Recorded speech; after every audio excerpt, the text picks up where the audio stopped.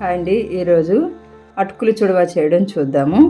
ఇప్పుడు స్టవ్ వెలిగించి బాండీ పెట్టుకొని డీప్ ఫ్రైకి సరిపడా నూనె వేసుకొని అందులో బాగా కాగిన తర్వాత ఫ్లేమ్ని తక్కువ చేసుకుంటూ మెల్లమెల్లగా అటుకులు వేయించుకొని అవి పక్కన తీసి పెట్టుకోవాలి. ఇప్పుడు అన్ని అటుకులను కూడా ఇలాగే వేయించుకొని ఒకసారి మనం చేత్తో నలుపుకుంటూ చెక్ చేసుకోవాలి. అవి ఒకటేసారి ఇరిగినట్లయితే అవి మనకి బాగా వేగినట్టు అనిపిస్తాయి. ఇప్పుడు అదే బాండీలో ఫ్లేమ్ని తక్కువ చేసుకుంటూ 1/2 కప్ వరకు పల్లీలు తీసుకొని వాటిని మెల్లమెల్లగా జల్లిగంటలో నుంచి వదులుకుంటూ పేలకుండా మెల్లగా కదుపుకుంటూ అవి వేయించి పక్కన తీసి పెట్టుకోవాలి. ఆ తర్వాత కాజుని కూడా దోరగా వేయించుకొని పక్కన పెట్టాలి.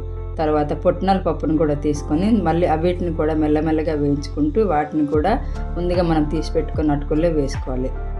ఇప్పుడు ఎండు కొబ్బరిని కూడా తీసుకొని వాటిని కూడా మంచి రంగు వచ్చే వరకు వేయించుకొని ఇవి కూడా ఆ బాండీలో వేసుకోవాలి. ఇప్పుడు మళ్ళీ కూడా కిస్మిస్ని కూడా తీసుకొని అవి చిన్న చిన్నగా పొంగుతున్నప్పుడు వీటిని కూడా వేసుకొని ఇప్పుడు ఎండుమిర్చిని కూడా వేయించాలి. తర్వాత కరివేపాకుని కూడా వేసుకొని ఇవన్నీ ఒకటే బాండీలో వేసుకోవాలి.